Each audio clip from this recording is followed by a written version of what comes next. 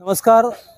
आज आपण वरवंड या गावामध्ये 25 ऑगस्ट ते 8 सप्टेंबर हा जागतिक नेत्रदान पंधरवडा दिन साजरा करण्यासाठी आलेलो आहोत. खरं तर या उपक्रमामध्ये आपण मोठ्या प्रमाणावर जनजागृती करत असतो. यासाठी MOS आणि अकॉइन या दोन संस्था, त्याचबरोबर आपली एक मित्र एक वृक्ष ही एक संस्था असे मिळून नेत्रदान चळवळीमध्ये मोठ्या प्रमाणावरती जनजागृती या ठिकाणी करत आहोत. आज SC कॉलेज वरवंड या ठिकाणी नेत्रदानाच्या चळवळीसाठी लेक्चर देण्यासाठी डॉक्टर प्रेमकुमार बट्टेड यांना आपण आमंत्रित केलेलं आहे. ते स्वतः या ठिकाणी उपस्थित आहेत आणि सांगायला आनंद वाटतो या छोट्याशा गावामध्ये आज आपण साधारणतः 2 ते 3 वर्षामध्ये नेत्रदान चळवळ मोठ्या प्रमाणावर राबवून मृत्यूनंतर 3 लोकांचे नेत्रदान करण्यामध्ये आपल्याला या ठिकाणी यश आलेलं आहे. मी या दोन्ही संस्था त्याचबरोबर डॉक्टर प्रेमकुमार बट्टेड यांचे आभार व्यक्त करतो की ही चळवळ मोठ्या प्रमाणावरती चालू करून गावागावापर्यंत खेडेगावापर्यंत ही चळवळ त्यांनी रुजवली आहे. आणि नक्कीच येणाऱ्या काळामध्ये एक मित्र एक वृक्ष असेल किंवा गावातील सगळ्यात आमचे एक मित्र वृक्ष सदस्य असतील या चळवळीमध्ये मोठ्या प्रमाणावर हिरिरीने सहभाग घेऊन मोठ्या प्रमाणावर नेत्रदान करून घेतील.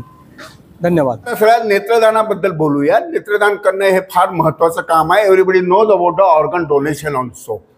तर नेत्रदान हे आता सध्या 25 ऑगस्ट ते 8 सप्टेंबर हा नेत्रदान पंधरवडा आहे आणि यामध्ये हा जनजागृती करणं, सर्वांना कळणं. आता आपल्या भागामध्ये भरपूर झालेलं आहे. आपल्या भागामध्ये आता प्रशांतच्या आईने स्वतःच्या आईचे डोळे त्यांनी कोल्हापूरला असताना त्या तिथे एक्सपायर झाला त्यावेळेस दिल्या आणि त्याच्यानंतर या पठ्ठ्याने सर्व त्या टीमबरोबर कचरे सरांबरोबर आणि पूर्ण सर्व टीम आहे यांनी केडगावमध्ये आतापर्यंत कमीत कमी 25 ते 30 लोकांचे डोळे डोनेट केलेले आहेत. त्याच्यामध्ये सर्व कष्ट यांचे आहे. तर हे एवढं मोठं काम करणं, स्वतःचं पहिल्यांदा करून नंतर बाकीच्यांचं करणं, हे खरोखर प्रत्येक वेळेस मी त्याला सॅल्यूटच करतो. तर हे अशा प्रकारचं करणं म्हणजे फार मोठं आहे. हे का मुद्दाम बोलतोय, कारण की तुम्ही सुद्धा कुठेतरी कुठल्या तरी भागात जाणार आहेत. तर अशा प्रकारचं आपला कामच चालू असताना आपण फक्त नातेवाईकांना समजून सांगणं हेच महत्त्वाचं आहे. नेत्रदान हे नेहमी मरणोत्तर करतात. नेत्रदान कोण करू शकतं, तर वय लिंग धर्म नेत्रदानाच्या आड येत नाही. ज्याला कोणाला चष्मे आहेत काय ते लोकसुद्धा, मोतीबिंदू आहे असे सुद्धा सर्व नेत्रदान करू शकतात. ज्यांना ब्लड प्रेशर आहे, BP आहे किंवा डायबिटीज आहेत असे सुद्धा व्यक्ती नेत्रदान करू शकतात. मग आता नेत्रदान कोण करू शकत नाही? ज्या व्यक्तीचा मृत्यू काविळणी झालेला आहे, कुत्रं चावल्याने झालेला आहे, सेप्टिसिमियाने झालेला आहे, कॅन्सरने झालेला आहे, तर किंवा एड्सने झालेला आहे, तर अशा व्यक्ती नेत्रदान करू शकत नाही. तुमचा प्रश्न असा राहील की मग तुम्ही ओळखता कसा मृत व्यक्तीचा आपण काढा? तर त्यावेळेस डोळे काढून घेण्यात त्याच प्रोसिजरच्या वेळेस आपण त्यांचं ब्लड सॅम्पल घेतो. ब्लड सॅम्पलमधनं ह्या तपासण्या सर्व होतात. याच्यात काही आढळून आलं तर मग ते रोपण करण्यात येत नाही. तर नेत्रदान कोण करू शकत नाही याच्याबद्दल बोललो. तर आता नेत्रदान करणाऱ्याची जबाबदारी काय आहे? तर आपल्या सर्वांना असं वाटतं की फॉर्म भरूनच ठेवला पाहिजे वगैरे, असं काही नाही आहे. फॉर्म नसला तरी नातेवाईकांची कोणाची इच्छा असेल तर त्यांनी सरळ त्या भागातल्या नेत्रतज्ञाला किंवा अशा ज्या टीम्स आहेत करणाऱ्या, या टीम्सना कुठल्याही मेंबरला सांगितलं तर ते कोणी मी असो नसो किंवा दुसरं कोणी अवेलेबल करून ते जे काही देणारा मोठा असतो म्हणून त्याचं ते कार्य पूर्ण करण्यास नेहमी सत्कर आहेत, भलेही स्वतःला किती मोठं काम असू द्या.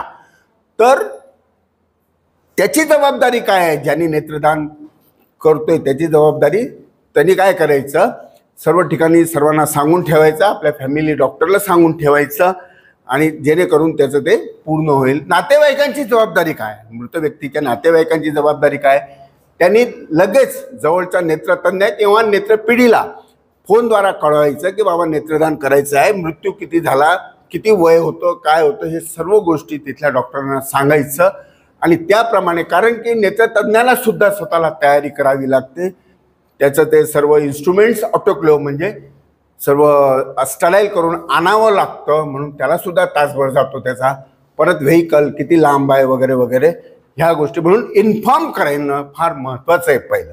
दुसरं, मृत व्यक्तीचे डोळे बंद करून ठेवायचे. मृत व्यक्तीचे डोळे बंद करायचे, त्या ठिकाणी ओले पाण्याच्या किंवा कापसाच्या पट्ट्या ठेवायच्या. हे का करायचं तर हे जे बुबुळ आहे डोळ्याचं, हे जे बुबुळ आहे, हे बुबुळ आपल्याला ओलं राहावं.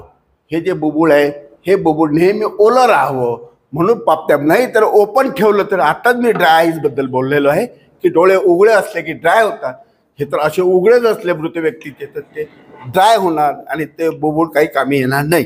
म्हणून डोळे बंद करायचं, थंड पाण्याच्या पट्ट्या ठेवायच्या. पंखा चालू असेल त्या रूममध्ये तर तो पंखा बंद करायचा. मृत व्यक्तीच्या खाली उशी ठेवायची. उशी का ठेवायची तर डोळ्याचं प्रक्रिया करताना, शस्त्रक्रिया करताना ब्लिडिंग होत नाही. ब्लड सप्लाय त्या ठिकाणी जास्त म्हणजे जे कलेक्टेड ब्लड आहे ते येत नाही. तर अशा प्रकारे नातेवाईकांनी त्याची काळजी घ्यायची. आणि नेत्रदान केल्यानंतर चेहरा काही विद्रूप होत नाही. डोळा आपण 2 प्रकारे काढतो. एक तर बुबुळ आणि सराउंडिंग पार्ट काढतो, पांढरा दिसतो तो, किंवा पूर्ण डोळा काढला तर काही खड्डे दिसत नाही डोळ्यात, त्या ठिकाणी कापूस टाकला जातो आणि नंतर डोळे बंद करतात. म्हणजे शेप व्यवस्थित दिसतो, चेहरा विद्रूप दिसत नाही. या शस्त्रक्रियेला फक्त 15 ते 10 मिनिटं लागतात. त्याच्यातही नेत्रतज्ञ फक्त घरी येऊनच करून जातो. त्याला कोणालाही तुम्हाला फक्त तुमचीच जबाबदारी आहे की त्यांना समजून सांगायचं. जे अंधश्रद्धाचं आहे की बाबा हा परत जन्म घेतला की त्याला डोळे नसणार वगैरे वगैरे असलं काही जे डोक्यात भरलेलं असतं नातेवाईकांच्या वगैरे, तर हे सर्व दूर करा आणि नेत्रदानासाठी, जनजागृतीसाठी खूप खूप मदत करावी. नाहीतरी काय वायाच जातात, जाळले की काय ते वायाच जातात. हाच शरीराचा एक भाग असा आहे की जो त्याला जग दिसायला होतो. समजा आता माझं मृत्यू झाला, माझे डोळे दिले तर माझ्या नातेवाईकांना वाटणार ना की माझा आज जो कोणी आहे हा जिवंतच आहे, बरं का. तर अशा प्रकारे याच्यामध्ये आपण सर्वांनी मदत करावी. याचा निरोप, हा नेत्रदानाचा निरोप हा आपण सर्वांनी, याच्याबद्दलची माहिती सर्व आपण सर्वांनी सांगावी, हीच माझी या कार्यक्रमाच्या निमित्ताने विनंती आहे. या ठिकाणी मी थांबतो आणि मी गुड मॉर्निंग विद्यार्थी मित्रांनो. मी SD कॉलेज वरवणमधून ऋषिकेश गौतम भांडवलकर, BBA TYचा विद्यार्थी तुमच्यासमोर ज्या आजच्या कार्यक्रमाचे मार्गदर्शन सरांनी केलं त्याबद्दल एक माझी प्रतिक्रिया मी या ठिकाणी व्यक्त करतो. सरांनी सांगितल्याप्रमाणे एखाद्या अंध व्यक्तीला दृष्टी देणे म्हणजे दिव्य दृष्टीपेक्षा काही कमी नाही. त्या माणसाला दिव्य दृष्टी प्रदान करण्याचे हे काम जर सर वयाच्या या वर्षी करू शकतात तर आपल्यासारख्यांनी जर या वयात सुरुवात करतील तर ते किती जणांना दृष्टी देऊ शकतील हे आपण ठरवू शकतो. आपल्या घरच्यांच्या मनात असणारा अंधविश्वास कशा प्रकारे दूर करून मृत व्यक्तीचे डोळे एका जिवंत व्यक्तीला देऊ शकतो हे आपल्याला सरांनी एकदम स्पष्टपणे सांगितलं. नंतर आपण देखील अशी जर गोष्ट माझ्या सर म्हणले असे 5 माणसं म्हणले, परंतु किमान कमीत कमी 2 जर जोडले तर या देशातील अंधत्व काही राहणार नाही मला असं वाटतं. तर आपण देखील मृत्यूनंतर एक फॉर्म भरून द्यावा की आपल्या डोळ्यांचे उपयोग व्हावा. आपण आपले डोळे वरती घेऊन जात नाही, ही गोष्ट एक अंधविश्वास आहे आणि ही आपण कॉलेजच्या विद्यार्थ्यांनी मान्यच केली पाहिजे.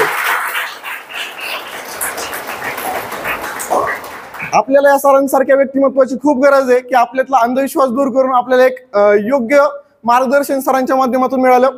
यासाठी मी सरांचं आणि कॉलेजचं आम्हाला दिलेल्या मार्गदर्शनाबद्दल मनापासून आभार मानतो आणि माझ्या या शब्दांना विराम देतो.